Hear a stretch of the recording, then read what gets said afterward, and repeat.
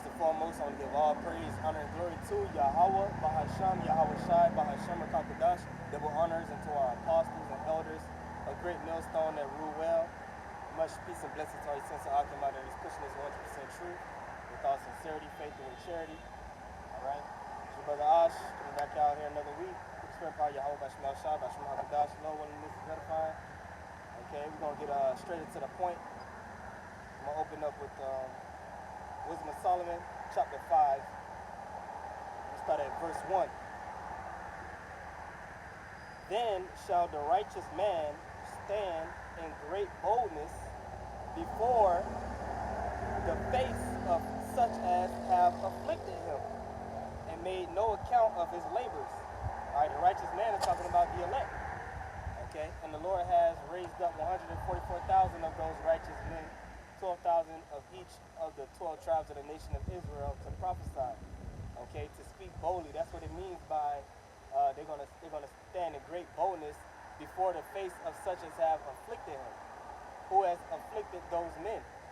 Well, the scriptures tell you that all nations have part in the downfall of this kingdom, of this nation. Okay, no nation is exempt. That's why the scriptures called us to go into the broad places and the highways and hedges into the streets. Okay, as the scriptures say in Proverbs, the 1st chapter. Okay, the agora, which is the marketplace, where you can find all nations. Okay, and we just speak where everybody can see us, so that nobody can say they have not heard. Then we have the internet highway, okay, which is what the scripture referred to as the unicorn, where we upload these videos. Now the Lord opened it up where we have these live streams. Okay, so the word is going out throughout the four corners of the earth. And that's what the scriptures are talking about right here. Okay? Also says what? Made no account of his labors. What does it mean to make no account of somebody's labor? That means to use them, abuse them as a slave. And it's documented history, documented facts, who built up this nation known as America, the great United States of America. It was built off primarily off of the blood, sweat, and tears of the so-called Negroes, Latinos, and Native Americans. And those are your Israelites. Okay?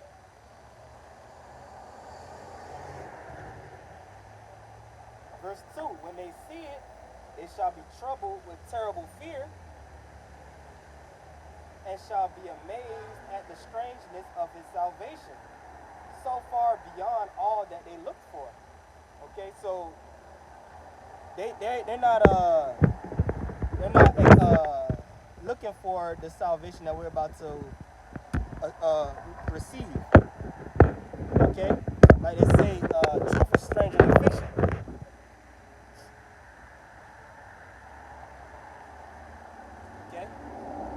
This is like, well, really, this is the Lord's movie, okay? And we're all characters in this movie. And the Lord himself wrote the movie before he even set it into effect, okay? Like any movie where they have a strange type of science fiction movie, like you have, get some movies where like Close Encounters of the Third Kind or Independence Day. These different movies, really, they get them from the scriptures. The concept of the UFOs, those are in the Bible. And there ain't no little green men in there. Okay, it's big so-called black men who are the angels. Big, rough, scary looking men, angelic men, okay, that you can't kill. You can't bribe them. You can't scare them. Because they're the manifestations of the Most High and his son, Yahweh, Bahasham, Yahweh Shai. Okay?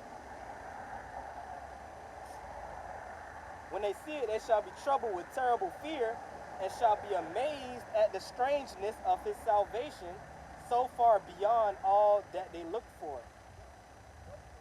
And they repenting and groaning for anguish of spirit shall say within themselves, This was he whom we had sometimes in derision and a proverb of reproach. Okay, they're going to be saying, these guys, these men, these are the guys that these are the guys who truly turned out to be the sons of God. These so-called blacks, these so-called Latinos, these men that would stand on the corner and read the Bible with those signs. You telling me that those were truly the sons of God the whole time? Well, yes. And it's going to be made manifest. That's going to be the climax of the movie. When those so-called UFOs pull up and arrive and shake the earth, when the Lord returns, okay?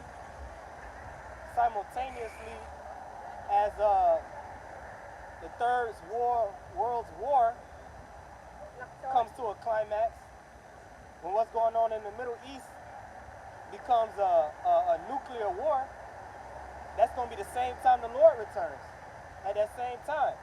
And the scriptures tell you that these different nations, they're going to stop fighting each other, and they're going to try to fight against the Lord, just like they showed you on Independence Day, just like Ronald Reagan made in his speech, in his famous speech. What if we had a threat from out of this world, speaking to all the nations?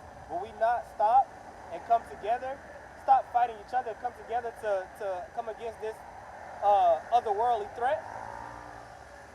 And that's exactly what they're going to do. And the Lord already prophesied it. That's part of his movie.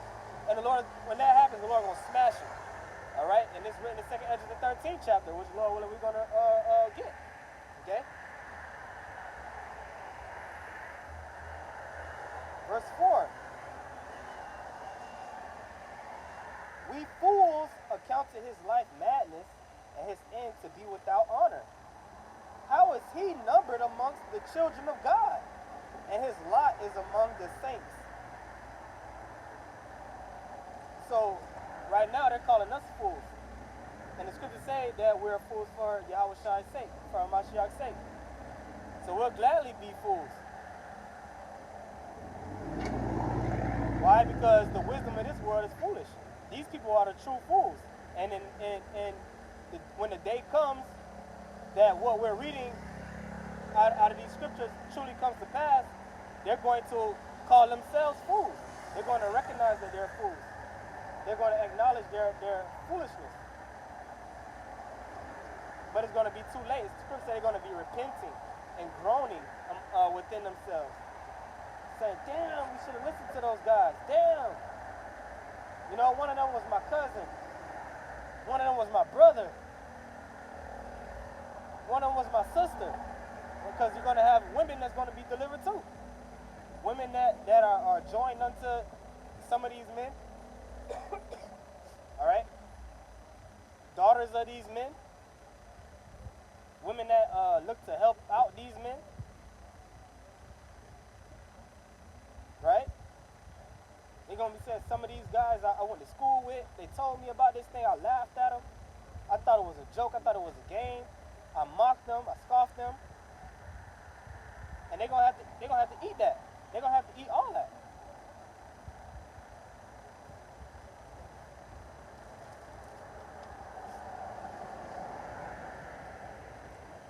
Therefore have we erred from the way of truth, and the light of righteousness have not shined unto us, and the Son of righteousness rose not upon us. Meaning they never received the wisdom, knowledge, and understanding of Yahweh B'Shem Yahushai. Why? Because they never hearkened their ear to. Okay? And that mainly goes for the 2/3 of our people here in Babylon the Great, which is America. Because America is where this great deliverance is going to take place. The scripture tells you in Revelation 1:7 that every eye shall see him. Behold, he cometh with clouds, right? And every eye shall see him. Meaning when Yahweh cracks those clouds and he comes back, he's going to have a ship. He's going to have a ship.